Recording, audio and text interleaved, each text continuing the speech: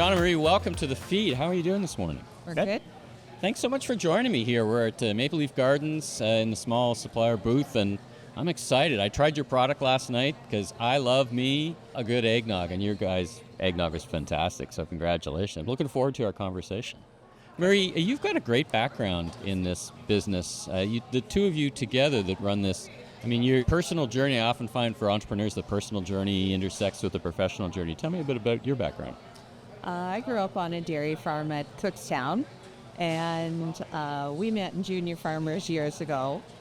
So it was really Johnny's dream to do the processing industry. I grew up showing cattle, and I'm more the animals. Mm-hmm. And I went back to school at 40 to become a teacher, and I learned a lot in that process. Going to school, I've Right. never used computers, and you learn. And, Yeah. and I took psychology, and you learn a lot through the process, and I think that really helped us in our business. Right on. And John, you've got a heritage in this business. Your family goes back. Did I see that somewhere great-great-grandfather was the first to put dairy in a glass bottle? Yeah, Do I have that great-grandfather, right? yeah. Sam Bissett in Goderich, Ontario, Yeah. 1896. First dairyman to put milk in a glass milk bottle because they had been driving around town with a tank on a horse, pulled by a horse and wagon. And, they were looking for more hygienic ways. As my great uncle said, in the summertime, before you opened up the lid, you'd have to shoo all the flies away from the lid. And Marie, you were just making that hand motion. People were, so they would scoop it out of Absolutely. a barrel, Yeah. basically, Come out right? with their You'd open the container lid and scoop it. and pick the flies out and then scoop, My goodness. and this was all. How did people survive? You wonder. Well, that's interesting that the pasteurization law in Ontario came into effect in 1937, but prior to that, cities like Toronto had bylaws as early as 1900 that milk had to be pasteurized. So. And that was the Women's Institute that brought that into effect because children were dying from unpasteurized. It's a very interesting story. The president of the Women's Institute at the time had actually had 2 children die from drinking what they called my dirty goodness. milk, which Yeah, would be unpasteurized milk. And it became our mission to get the province to put a province-wide pasteurization law into place. And that law was implemented in the 30s, and it's still there, and it's there to protect our society from Right. milk that and it's not, there's pathogens in milk and raw milk that you shouldn't, there's dangers to it. So our society today is very clean. They used to say have a peck of dirt, but they don't really, we don't really do that anymore. So to me, it's very important that we pasteurize our milk still today. Interesting. Marie, let's take a step back. Take us through Miller's Dairy and the products, where you're located and the products you offer. Well, we're located in Creemore, Ontario, and the products we offer are fluid milk, right from skim milk, 1%, 2% whole. We have 10% cream, 35% cream, strawberry, chocolate in season. So we do And eggnog. chocolate all the time. We do strawberry and coffee, 6 months, and we start the strawberry and coffee on Valentine's Day. Okay. And we do eggnog like from Thanksgiving until New Year's, really. Mm-hmm. And ice cream. You have ice cream And as well? ice cream, the best ice cream. It's really good. Fantastic. And let's talk about, I know there's a difference. Not everybody knows the difference between types of dairy cows. So I want to talk about Holstein versus Jersey cow. Now, most milk is produced by Holstein cows. I think you produce with Jersey cows. So talk about the difference between the two for the average listener. So I didn't choose Jersey cows. They were chosen for me. My father started, he had Holsteins prior to 1959 and wanted to get onto shipping fluid milk from the farm. Fluid being like a liquid instead of shipping cream and feeding skim milk to pigs. And my mother's family manufactured butter and ice cream in Goderich, Ontario. And so when I was a kid, I was exposed to that aspect of it. But my father switched to Jerseys in 1959, and we've never milked anything but the Jersey cow. Jersey cow is from the Isle of Jersey in the English Channel. This was always a thing when we were younger, because I'm from a Holstein farm and he's from a Jersey farm. Yeah. We always kibitzed a little on that. So the Jersey cow is kind of unique in that she has high solids content, high butterfat, high protein, and other solids in her milk. She's actually the smallest, the lowest carbon footprint dairy cow of any of them, because she gives a lower volume in milk, higher concentration of the components that we look for when we in dairy products. Those quality, there's the quality components. Right. So but output is less. Like It's less. from a volume, output is less Right. for a Jersey cow than but higher quality. Right. So you need more of them, and is that, or they you know, So the you herd don't- how do you manage the herd? So basically? you don't have to milk more cows, because our quotas on the farm, because we have a supply managed system in Canada, is based on butterfat kilograms. And so the Jerseys give more solids, so they produce higher kilograms of butterfat in every liter of milk that they produce. So Fantastic. that's how it is that they have their low carbon footprint. And their milk is 15 to 20% more protein in it, so it has a fuller, richer taste to it, even though it's a low-fat milk. So It also has a sweeter flavor. yeah, So very unique. yeah. So I always think it's like less sugar needed for chocolate or strawberry. Or because of the Jersey It's cow. a natural sweet flavor. So if you use it on cereal, it almost tastes like you added a little bit of sugar. It has a little sweeter flavor. You know, we were talking off mic about traveling all over the country and traveling into the States. I think you both, you know, when I think of the U.S. dairy, have you traveled down to the U.S. and get some ideas, and you talk to your counterparts, farmers down in the U.S., and what do you hear? So he had to convince me of this because, you know, I really loved my job. I was teaching and I loved it. And he said, you know, this is a good move to do. We can take our high quality product and sell it as something unique. And I'm like, well, we better go see some places that we have to see it. I wanted to see it in black and white. Right. You wanted to see that principle at work, so to speak. And you know, we went to 3 different places in the States, and a definite difference in the taste of Jersey. The Jersey chocolate milk, when I tasted it, was just unbelievable. I mean, never tasted anything that good. Right. Fantastic. And what was your experience when you went to talk to your fellow farmers? We wanted to do exactly what we found out there. We wanted to find, you know, how it worked. We visited a guy in Hadley, Massachusetts. His name was Paul Kokoski, and it was like an instant friendship when we met him. We saw the demographics and the Very similar. the area that they were in. If we just picked their model up and dropped it in Creemore and listened to what they told us to do, we'd be successful. Perhaps a little naive as to how much work it was. Completely but- naive.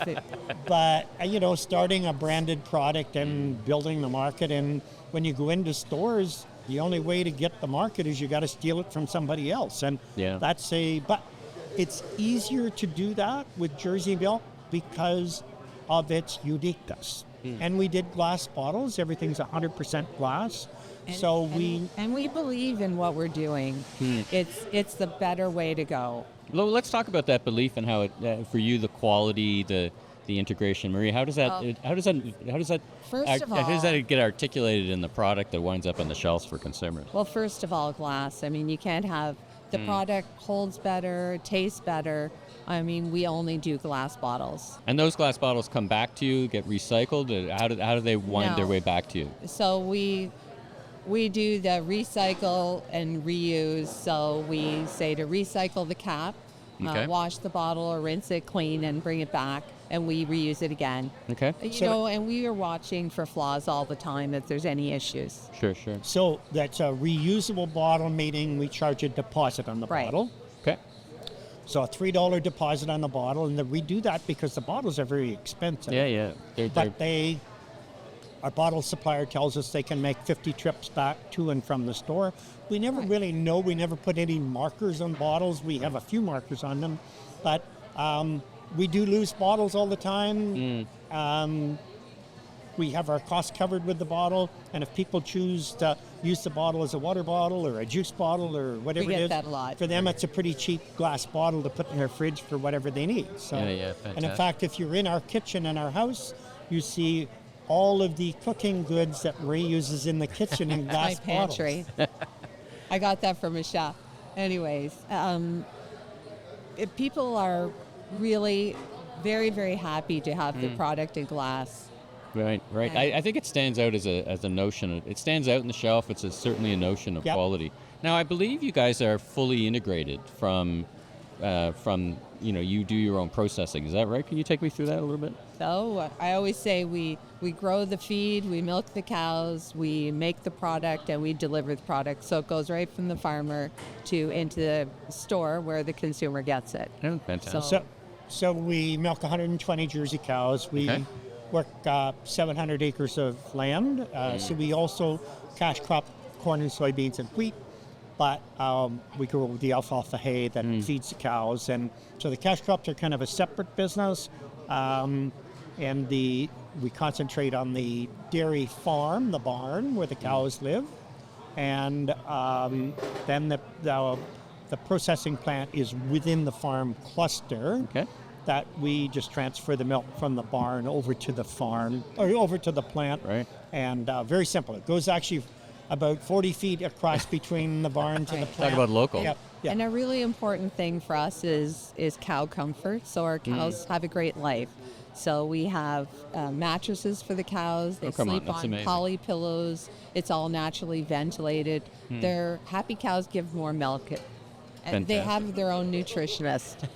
Cows know, have their own nutritionist. I'm a little bit obsessed on YouTube of watching, Nate the Hoof Guy, where he comes in and he fixes the hoofs of dairy Yeah. cattle. We have I love Dave. watching those shows. Dave Schwartz, he's our I call it the pedicurist. He's lovely, and the cows like him. He's Fantastic. coming Friday. He's coming Friday. Fantastic. So and he they comes love him. regularly. We have him visit regularly just Yep. because you always want to make sure, everybody's Everybody's Got- happy. They like to be looking Exactly. good Yeah, and exactly. walking Yeah, around. you feeling understand. Yeah, you understand. We Yeah. have cows because we like Yeah. having cows. We don't believe that abusing animals is any more right than anybody else. Yeah. So Good. Not going to happen. it makes us. Sometimes we see animal abuse that makes us even more upset because we have them because we like them. Yeah. And they're part of the whole production process, but also part of the broad family. I mean, they're Sure. kind of integrated into what you Well, do. we know right? them. We know them all. We know their heritage. We know Oh, Johnny knows all their yeah. they all have names. So I lost my Fantastic. favorite, so I'm A little maudlin about that. Yeah. yeah, it hurts. Yeah, But yeah. anyways, we have these huge brushes that the cows walk under and side brushes. Oh, I've seen those. Yeah, they Yeah, can get they're pretty their- cool. Yeah, they're very happy. Now, Marie, as you think about it, and as we talk about, this almost a mix of nostalgia and quality, does this factor into how you think about marketing the Miller's brand? Like, how do you two think about, what makes this different? You've ticked off a few things, right? I don't think of marketing like some people do, maybe. I took psychology in school, and it helps you figure out a little bit, but I find that when I go to the stores and I'm talking to customers, I'm just telling them the truth. Yeah. And I'm meeting the people that use our product, and we want them to know about our product and how we care for our animals, and I don't think of it as marketing tools or whatever. I'm just being honest. Oh, interesting. Now, let's talk about one of the things you're sampling here today, eggnog. We talked about it as a seasonal product. I really have no idea. I love a good eggnog, and I tried yours yesterday. Congratulations. Very good. Very good eggnog. Tell me about how that product is made. Like, I guess, is it eggs in the product? I really don't know. Tell me about eggnog and your eggnog. Of course, it's eggnog. We buy a mix from a supplier in Mississauga, and so And we altered the mixture. neither Marie nor I did not liked like eggnog. And Marie said, our customers are telling us we have to make eggnog. So So- we're going to make eggnog. So So And we went and bought a whole early bunch July, we got our supplier to send us Yeah. the necessary ingredients, and then we started making it on the stove But on the stove. We first sampled a whole bunch of them, and I said, Yeah. Johnny, I said, eggnog is disgusting. Like Some of it, I it's- don't love some of it for sure. It's really has so much spice, and I remember having my grandmother's eggnog that was really good. So, anyways, we were thinking as traditional as we could keep it. Right. So we made the first couple batches, and of course I put a little bit too much stabilizer in the first one, and it was delicious, but it was the consistency of pudding. And we thought nobody wants to drink pudding, so we altered it, and then even if someone went to get the ingredients from our supplier, they couldn't match our eggnog because we have custom made it. It's to And our liking. It's to our liking, but then we found out we liked it, and the people that love eggnog like it, and the people that don't like eggnog like us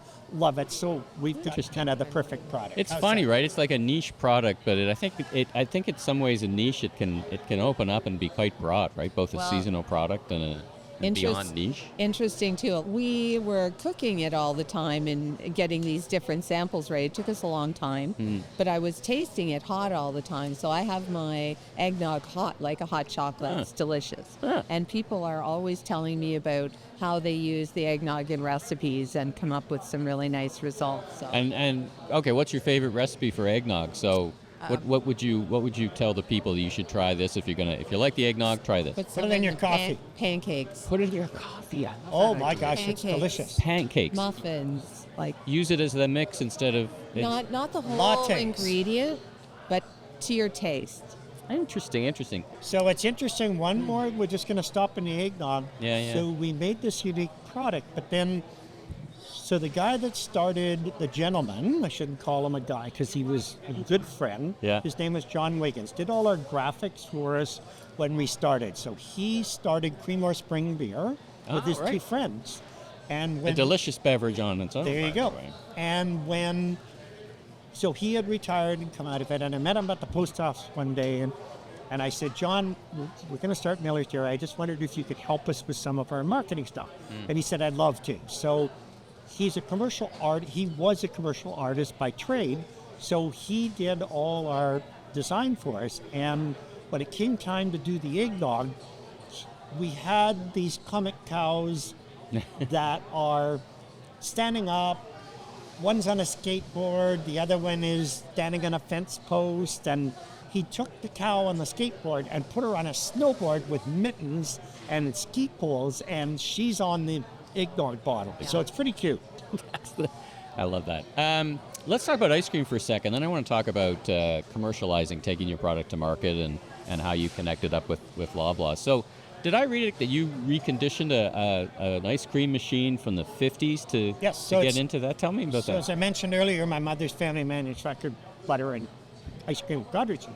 So when I was a kid, I was exposed to all this. And then in the early 70s, my uncles were running the business, and it just sort of wound up. It had been going on for a couple generations, and it just times had changed.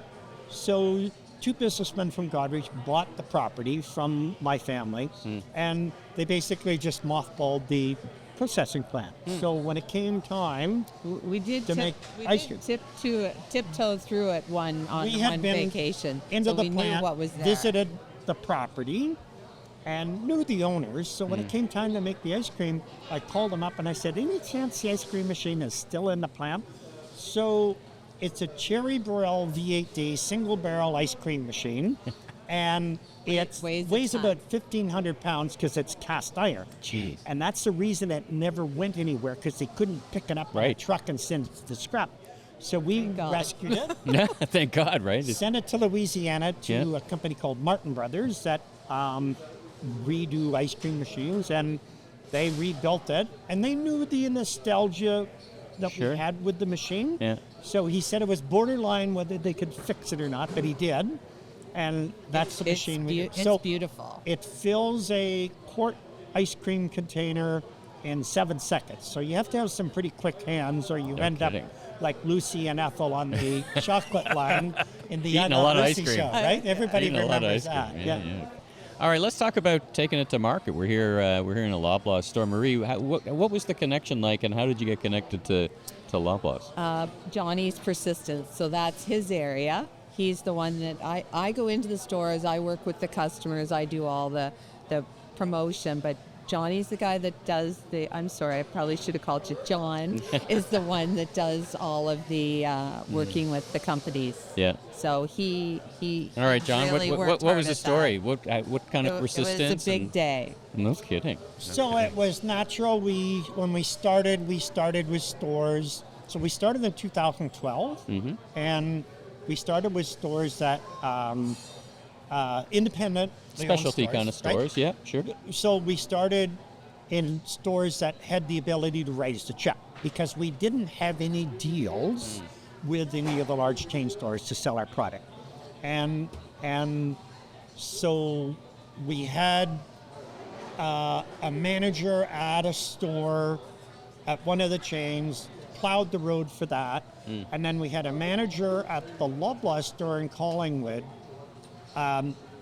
noticed us and decided that it would be a great product, so he actually just put it in the store, which he shouldn't have done, but he said, don't worry, I'll figure it out. I'll figure it out. Yeah. So, and that sort of gets you noticed or gets you contact at the head office, and we went and made an arrangement with Loblaws as we do with all the others, or lots of others. Store managers are really a key contact person and they've been really supportive for Miller's Dairy. They really, I was talking to the store manager here, Dinesh, and, they're really just in touch with their community, and they see opportunities every day, and they understand the difference between what goes on shelf and Absolutely, and what's not there, and they're at the store level, and they hear what people come in and want, are interested in, and local is not just a phenomenon. It's up walking around, everybody, and people aren't just talking about it. People want to know their farmer if they have that opportunity, and we have that. We have a connection, but we also have a responsibility to those people to do things right. And that's what we do. We do things the way we should. And our name is on the bottle. Miller's Dairy. And that was actually John Wigan's suggestion. He said, put your name on it. Don't put the town on it. Put your name on it, because people will make that connection. And that was really good advice. And that's an interesting thing he says that, because anybody that we spoke to, like I had a friend who he did promotional slogans like "Give an egg a break, let's get cracking," and I met him at the car wash in Creedmoor. We were friends. Of course you did. And it's like he said the same thing. Call it what it is, and that's what John Wigan says. He says, "Call it what it is." So it's Miller's Dairy, and my friend said, he talked to me for a while and talked to me about my dad and what he called the cows, and he called them the girls. And he comes out and he says, call it what it is. It's all the best from the girls at Miller's Dairy. Fantastic. So that's how we came up with that. And then you got, I guess, connected to the small supplier program. It's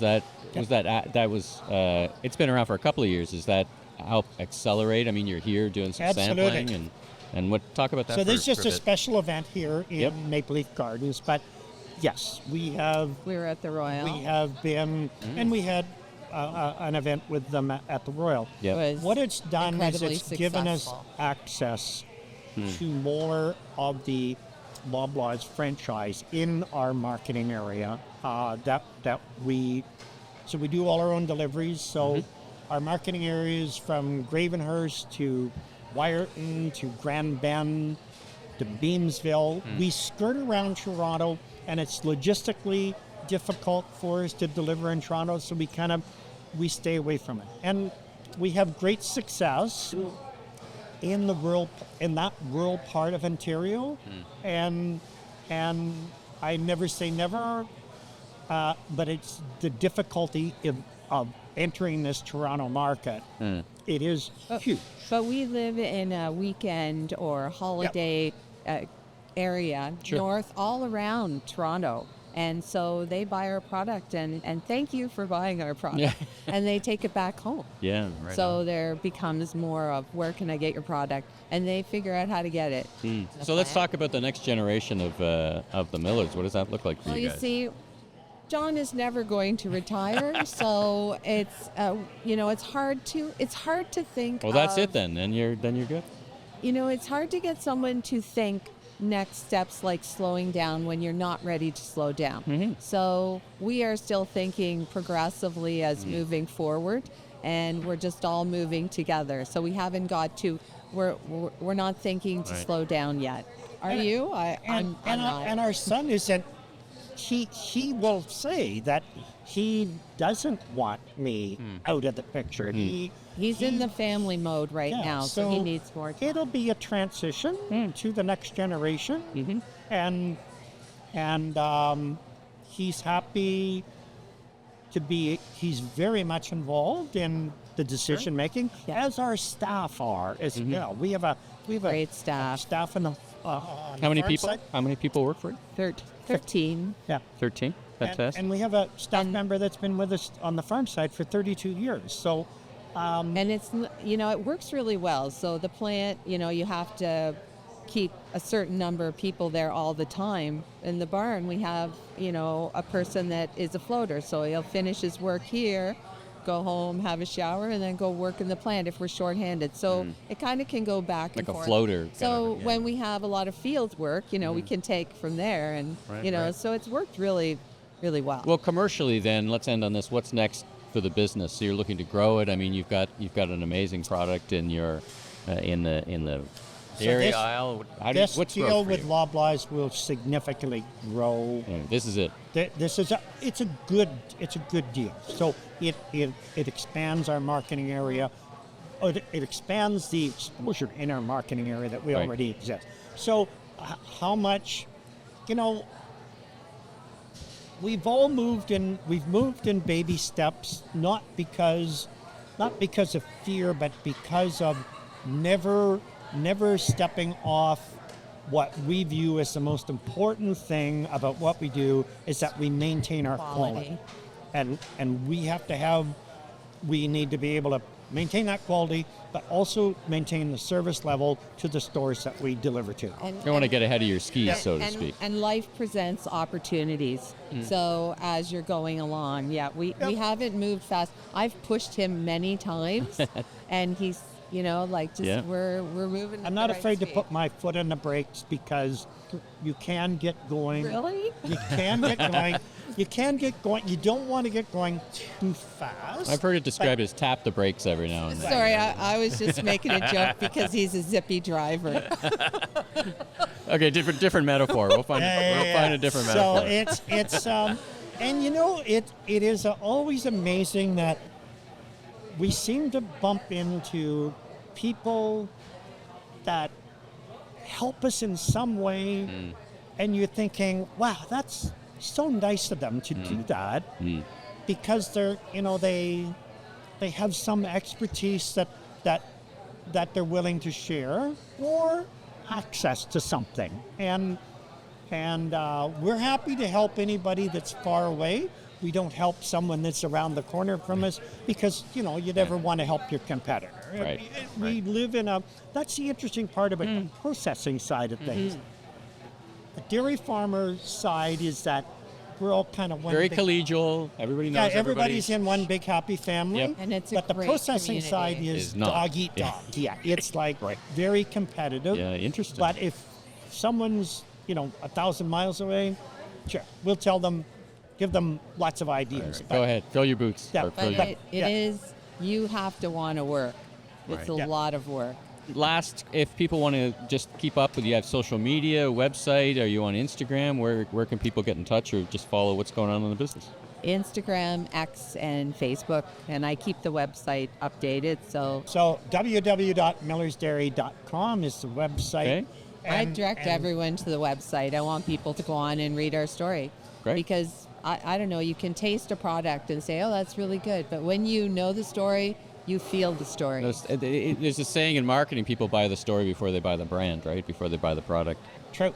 And True but enough, but they still won't buy it until they actually taste it. So that's why we love doing events like this, because once they taste it. We've had lots of people say, I walked by that product many times in the store, and I've wondered about it. Well, here, try it. Oh my gosh, this is good. and, So you make a connection with a few people and they try it there. That's still the best way. Well, listen, Marie and John, it's been such a treat getting to chit and chat with you and get to know you better. Congratulations on your success. Thank you very much. Thanks for having us. It is really such an impressive business, and your product is fantastic. So congratulations on that, and best of luck in the future things you do. Thank you. Thank you. All right. Okay.